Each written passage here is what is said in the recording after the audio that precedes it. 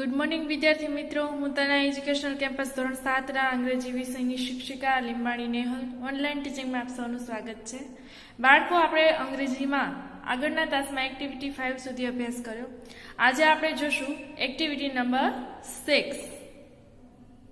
બાળકો, તમે activity number 5 છે એનો અભ્યાસ કર્યો, બરાબર? આપણે ગીર નેશનલ પાર્ક છે એના વિશે માહિતી મેળવી. હવે જોઈએ આપણે activity number 6. Read the dialogue. સંવાદ વાંચો. સરસ મજાની સ્ટોરી છે એ આપણને આપેલી છે. ફ્રોમ કેડી ટુ રોડ વાયા લક્ષ્મી. લક્ષ્મી માર્ફત કેડી થી રોડ સુધી અથવા તો રસ્તા સુધી. Faizan is a wild life photographer. Faizan નામનો એક વ્યક્તિ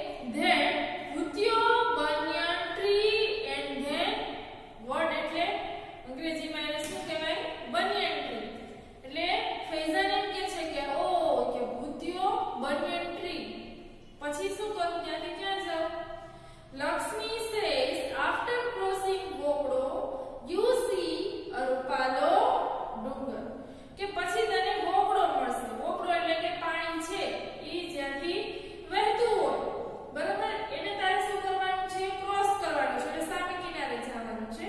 પછી તને રૂપાળો ડુંગર છે ઈ દેખાશે. ફેઝન સેઝ ચેકિંગ ડિક્શનરી, પોતાની પાસે ડિક્શનરી શબ્દકોશ હોય છે ઈ કાઢે છે. વોકડો મીન્સ વોટ ઇઝ વોકડો? વોકડો શબ્દ છે ઈ આપણો દેશી શબ્દ છે બાળકો, બરાબર. એટલે ઈ જોવે છે કે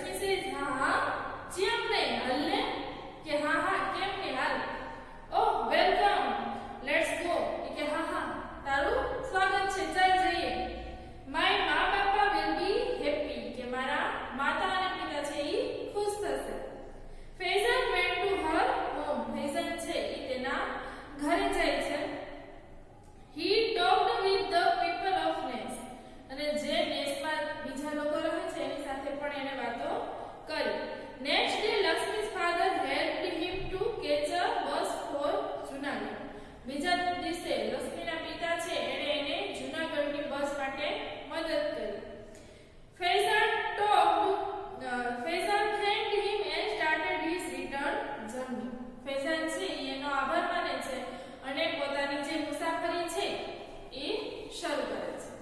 હવે બાળકો આગળ આપણે જોઈએ બી અને સી. હવે જોઈએ બી. લક્ષ્મીએ બોલેલા વાક્યોને ઉદાહરણ મુજબ ફરીથી લખો. કે લક્ષ્મી છે એને વ્યવસ્થિત ઇંગ્લિશ આવડતું નથી, એટલે એને જે કંઈ શબ્દો છે અથવા તો વાક્ય રચના છે એમાં કંઈ ભૂલ હોય તો આપણે વ્યવસ્થિત એને લખીશું. બરાબર. એક્ઝામ્પલ છે Lakshmi says why come to the jungle. તમે જંગલમાં શા માટે આવ્યા?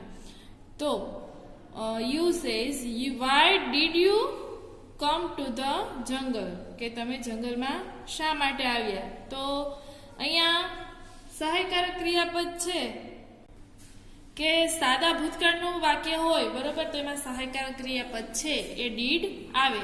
તો એવી જ રીતે આપણે બધા આન્સર છે એ વ્યવસ્થિત લખવાના છે. વાક્ય છે એ સુધારીને સાચું લખીએ. Lakshmi says road not in the jungle. કે જંગલમાં રસ્તો નથી. બરોબર. તો આપણે લખીશું યુ સામે લખીશું there is no road in the jungle.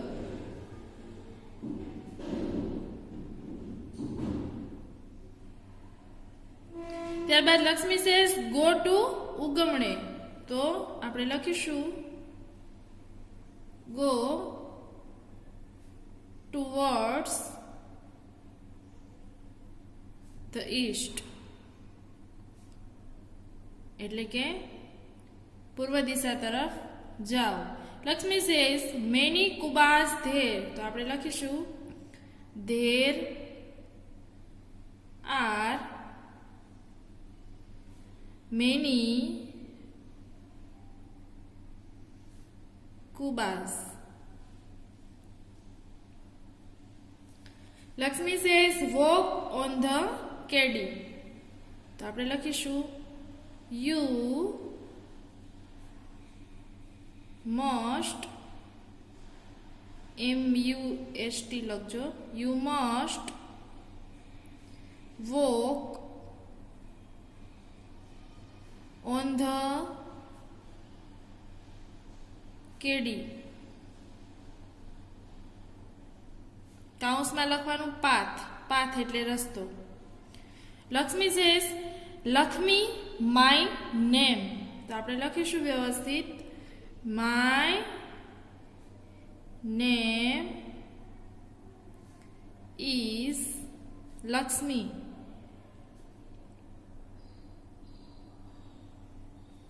ત્યારબાદ આફ્ટર ક્રોસિંગ વોકડો યુ સી રૂપાલો ડુંગર.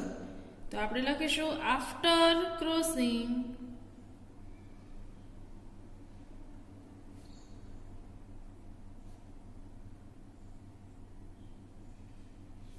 the વોકડો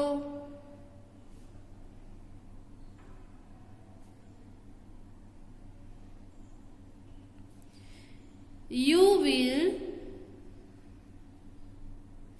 see the રૂપાળો ડુંગર. હવે બાળકો આ ડુંગરનું નામ છે એટલે એમાં કાંઈ ચેન્જીસ થશે નહીં. ત્યારબાદ લક્ષ્મી સેઝ ઉગમણે sun comes in the sky. તો આપણે લખીએ ઇન ધ ઈસ્ટ. ઉગમણે એટલે પૂર્વ દિશામાં. બરોબર. એટલે in the east the sun rises એટલે ઉગવું. In the east. Lakshmi says we love savaj and savaj loves us. તો આપણે લખીએ ધ લાયન્સ. સાવજનું શું લખીશું? Lions.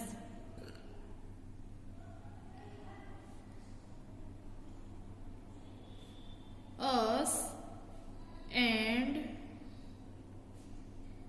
we love the lions. Lakshmi says my ma bapa will be happy. મા બાપા છે તો એના માટે મધર અને father. My mother and father will be happy.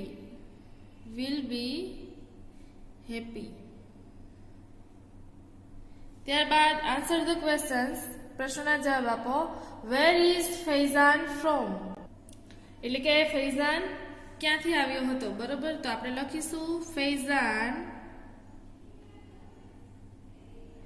Is from Tamil Nadu.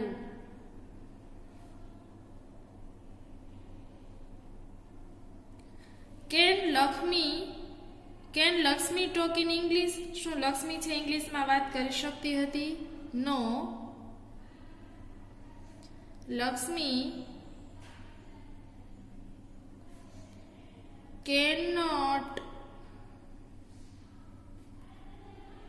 Talk in English.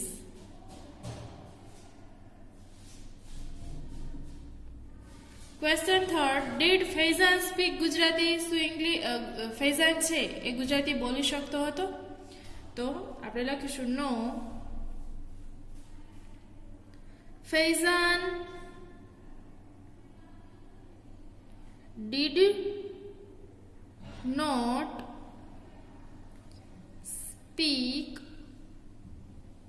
Gujarati.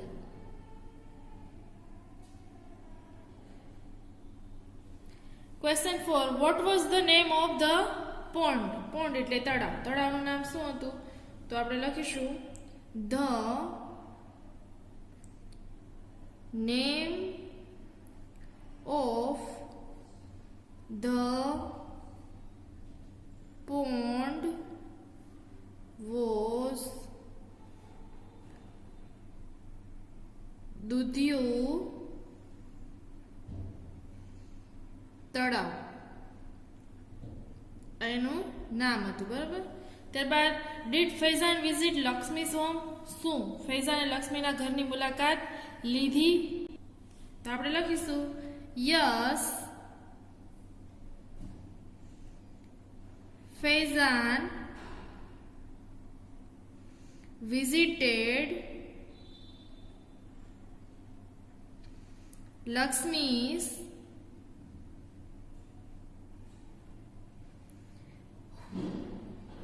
home. Question number 6. Where did Faizan go for Gir? કે ફૈઝાન છે ગીર થી ક્યાં ગયો? તો આપણે લખીશું Faizan went to Junagadh from Gir.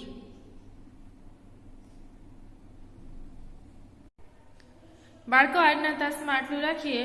આગળના તાસમાં આપણે વધારે અભ્યાસ કરીશું, બરાબર? બધા આન્સર વ્યવસ્થિત લખજો. Stay home, stay safe. જય મા મહાદેવ.